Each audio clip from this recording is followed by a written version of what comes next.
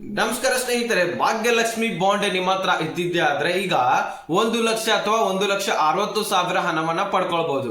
So ಹಾಗಾದ್ರೆ ಈ ಒಂದು ಹಣವನ್ನ ನಾವು ನಮ್ಮ ಹತ್ರ ಭಾಗ್ಯಲಕ್ಷ್ಮಿ ಬಾಂಡ್ ಇದೆ, ನಾವು ಯಾವ ರೀತಿಯಾಗಿ ಹಣವನ್ನ ಪಡ್ಕೊಳ್ಬಹುದು, ಎಲ್ಲಿ ಹೋಗಿ ಭೇಟಿ ನೀಡಬೇಕು, ಇದಕ್ಕೆ ಡಾಕ್ಯುಮೆಂಟ್ಸ್ ಏನೇನು ಬೇಕು, ಸೊ ಪ್ರತಿಯೊಂದು ಅಪ್ಡೇಟ್ ಅನ್ನ ನಾವು ಈ ಒಂದು ವಿಡಿಯೋದಲ್ಲಿ ತಿಳಿಸ್ಕೊಡ್ತಾ ಇದ್ದೀನಿ. ಸೊ ಅದೇ ರೀತಿಯಾಗಿ ಮತ್ತೆ ನಾವು ಈಗೂ ಕೂಡ ಅರ್ಜಿ ಸಲ್ಲಿಸೋರಿದ್ರಿ, ನಾವು ಮುಂದಿನ ದಿನಗಳಲ್ಲಿ ನಾವು ಕೂಡ 1,00,000 ರೂಪಾಯಿ ಪಡ್ಕೊಳ್ಬೇಕು, ಹಾಗಾದ್ರೆ ನಾವು ಹೇಗೆ ಅರ್ಜಿ ಸಲ್ಲಿಸಬೇಕು, ಈ ಎಲ್ಲ ಟಾಪಿಕ್ ಗಳನ್ನ ಈ ಒಂದು ವಿಡಿಯೋದಲ್ಲಿ ನಾನು ಕವರ್ ಮಾಡ್ತಾ ಇದ್ದೀನಿ. ಸೊ ವಿಡಿಯೋನ ಆದಷ್ಟು ಕೊನೆವರೆಗೂ ವಾಚ್ ಮಾಡಿದ್ರೆ ಪ್ರತಿಯೊಂದು ಮಾಹಿತಿ ಕ್ಲಿಯರ್ ಆಗಿ ನಿಮಗೆ ತಿಳಿಯುತ್ತೆ. ಚಾನಲ್ಗೆ ಸಬ್ಸ್ಕ್ರೈಬ್ ಮಾಡಿಲ್ಲ ಅಂದ್ರೆ ಇದೇ ರೀತಿ ಲೇಟೆಸ್ಟ್ ಆಗಿ ಅಪ್ಡೇಟ್ ನ ಕೊಡ್ತಾ ಇರ್ತೀವಿ, ಸಬ್ಸ್ಕ್ರೈಬ್ ಮಾಡ್ಕೊಳ್ಳಿ. ನೋಟಿಫಿಕೇಶನ್ ಕೂಡ ಪ್ರತಿಯೊಬ್ಬರು ಆಲ್ ಅಂತ ಸೆಟ್ ಮಾಡಿದ್ರೆ ಮುಂದಿನ ದಿನಗಳಲ್ಲಿ ಬರ್ತಕ್ಕಂತಹ ಎಲ್ಲ ವಿಡಿಯೋಸ್ಗಳು, ಇಂಪಾರ್ಟೆಂಟ್ ವಿಡಿಯೋಸ್ಗಳು ನಿಮಗೆ ನೋಟಿಫಿಕೇಶನ್ ಮುಖಾಂತರ ಬಂದು ತಲುಪುತ್ತೆ. ಅಲ್ಲಿಂದ ಡೈರೆಕ್ಟ್ ಆಗಿ ವಿಡಿಯೋಸ್ ಗಳನ್ನ ನೋಡ್ಕೊಳ್ಬಹುದು. ಈಗ ಲೇಟ್ ಮಾಡೋದು ಬೇಡ, ಡೈರೆಕ್ಟ್ ಆಗಿ ಟಾಪಿಕ್ ಗೆ ಬಂದ್ಬಿಡ್ತೀನಿ. ವೀಕ್ಷಕರೇ, ಈ ಒಂದು ಭಾಗ್ಯಲಕ್ಷ್ಮಿ ಬಾಂಡ್ ಅಂದ್ರೂ ಒಂದೇ, ಈ ಭಾಗ್ಯಲಕ್ಷ್ಮಿ ಯೋಜನೆ ಅಂದ್ರೂ ಕೂಡ ಒಂದೇ. ಸೊ ಇಲ್ಲಿ ಕನ್ಫ್ಯೂಸ್ ಆಗಬೇಡಿ, ಒಂದೇ ಸ್ಕೀಮ್ ಆಗಿರುತ್ತೆ, ಎರಡೆರಡು ಹೆಸರಿರುತ್ತೆ.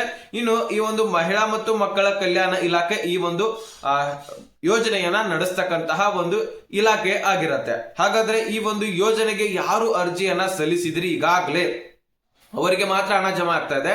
ಸೊ ನಿಮಗೂ ಹಣ ಜಮಾ ಆಗಬೇಕು, ನಾವು ಕೂಡ ಅರ್ಜಿ ಸಲ್ಲಿಸಬೇಕನ್ನೋರು ವಿಡಿಯೋನ ಕೊನೆವರೆಗೂ ವಾಚ್ ಮಾಡಿ. ನಾನು ಹೇಳ್ತೀನಿ ಮಧ್ಯದಲ್ಲಿ, ಈ ಒಂದು ಯೋಜನೆಗೆ ಯಾರು ಅರ್ಜಿಯನ್ನ ಸಲ್ಲಿಸಿದಿರಿ ಈಗ ಹಣವನ್ನ ನಿಮಗೆ ಸಿಗ್ತಾ ಇದೆ ಅಂತೆ. ಒಬ್ಬರಿಗೆ 1,00,000 ಅಥವಾ 1,60,000 ಹಣ ಸಿಗ್ತಕ್ಕಂಥದ್ದು.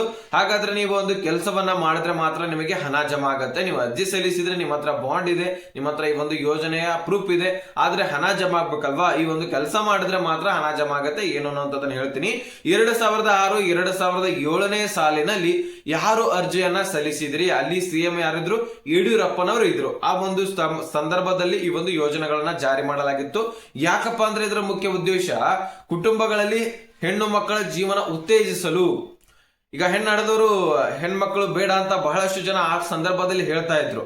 ಈಗ ಅಂತದ್ದೇನಿಲ್ಲ, ಆ ಸಂದರ್ಭದಲ್ಲಿ ಹೇಳ್ತಾ ಇದ್ರು. ಆದ್ರೆ ಆ ಒಂದು ಹೆಣ್ಣು ಮಕ್ಕಳ ಜೀವನಕ್ಕೆ ಆಧಾರಕ್ಕಾಗಿ 18 ವರ್ಷ ತುಂಬಿದ ಮೇಲೆ 1,00,000, 1,60,000 ರೂಪಾಯಿ ಏನಿದೆ ಸರ್ಕಾರದಿಂದನೇ ಸಿಗ್ತಾ ಇದೆ. ಸೊ ಇದರಿಂದ ಅವರ ಮದುವೆಗಾಗಿರ್ಲಿ, ಅದು ಅವರ ಮುಂದಿನ ಶಿಕ್ಷಣಕ್ಕಾಗಿರ್ಲಿ, ಅಥವಾ ಅವಾಗ ಏನಾದ್ರೂ ಒಂದು ಯೂಸ್ ಆಗತ್ತೆ ಅಂತ ಹೇಳ್ಬಿಟ್ಟು ಸರ್ಕಾರ 1,00,000, 1,60,000 ರೂಪಾಯಿನ ನಮಗೆ ಕೊಡ್ತಕ್ಕಂಥದ್ದು. ಸೊ ಹಾಗಾದ್ರೆ ಇದು 18 ವರ್ಷ ತುಂಬಿದ ಮಹಿಳೆಯರಿಗೆ ಮಾತ್ರ ಅಂತ ಆಯ್ತು. ಆದ್ರೆ ಅರ್ಜಿ ಸಲ್ಲಿಸೋದು ಯಾವಾಗ, ಮಗು 8ನೇ ತರಗತಿ ಓದ್ತಾ ಇರುವಂತಹ ಸಂದರ್ಭದಲ್ಲಿ, 8ನೇ ತರಗತಿ ಓದ್ತಾ ಇರುವಂತಹ ಸಂದರ್ಭದಲ್ಲಿ ಅರ್ಜಿ ಸಲ್ಲಿಸಬೇಕು. 18 ವರ್ಷದ ತುಂಬಿದ ಮೇಲೆ ನಿಮಗೆ ಈ ಒಂದು ಹಣ ಸಿಗತ್ತೆ. ಓಕೆನಾ. ಸೊ ಅವರ ಮದುವೆ ಸಂದರ್ಭದಲ್ಲಿ ಆಗಿರ್ಲಿ, ಅವರ ಹೆಚ್ಚಿನ ಶಿಕ್ಷಣ ಸಂದರ್ಭದಲ್ಲಿ ಈ ಒಂದು ಹಣ ನಿಮಗೆ ಸಿಗತ್ತೆ. ನೀವು ಯಾವ ಬೇಕಾದ್ರೂ ಕೂಡ ನೀವು ಯೂಸ್ ಮಾಡ್ಕೊಳ್ಬಹುದು. ಹಾಗಾಗಿ ನೀವು ಇದಕ್ಕೆ ಯೂಸ್ ಮಾಡ್ಕೊಳ್ಬೇಕು, ನೀವು ಮದುವೆಗೆನೆ ಯೂಸ್ ಮಾಡ್ಕೊಳ್ಬೇಕು, ನಮಗೆ ಮದುವೆ ಪ್ರೂಫ್ ಬೇಕು ಅಂತ ಏನಿಲ್ಲ. ಸೊ ನಿಮಗೆ ಯಾವ್ದಕ್ ಬೇಕಾದ್ರೂ ಕೂಡ ಯೂಸ್ ಮಾಡ್ಕೊಳ್ಬೇಕು. ಟೋಟಲ್ ಆಗಿ 18 ವರ್ಷ ತುಂಬಿರಬೇಕು. ಇನ್ನು ಈ ಒಂದು ಯೋಜನೆಯಲ್ಲಿ ಟೋಟಲಿ ನಮ್ಮ ಕರ್ನಾಟಕ ರಾಜ್ಯದಲ್ಲಿ ಬಡತನ ರೇಖೆಗಿಂತ ಕೆಳಗಿರ್ತಕ್ಕಂತಹ ಮಹಿಳೆಯರಿಗೆ ಈ ಒಂದು ಯೋಜನೆ ಸಿಗ್ತಾ ಇದೆ. ಇಲ್ಲಿ ನೋಡಿ, ಮೊದಲ 2 ಹೆಣ್ಣು ಮಕ್ಕಳಿಗೆ, ನಿಮ್ಮ ಮನೆಯಲ್ಲಿ ಬರೀ ಒಂದು ಹೆಣ್ಣು ಮಕ್ಕಳಿಗಲ್ಲ, ನಿಮ್ಮ ಮನೆಯಲ್ಲಿ 2 ಹೆಣ್ಣು ಮಕ್ಕಳಿದ್ರೆ 2 ಹೆಣ್ಣು ಮಕ್ಕಳಲ್ಲೇ ನೀವು ಅರ್ಜಿ ಸಲ್ಲಿಸಬಹುದು, 2 ಹೆಣ್ಣು ಮಕ್ಕಳೇ ನೀವು ಹಣವನ್ನ ಪಡ್ಕೊಳ್ಬಹುದು.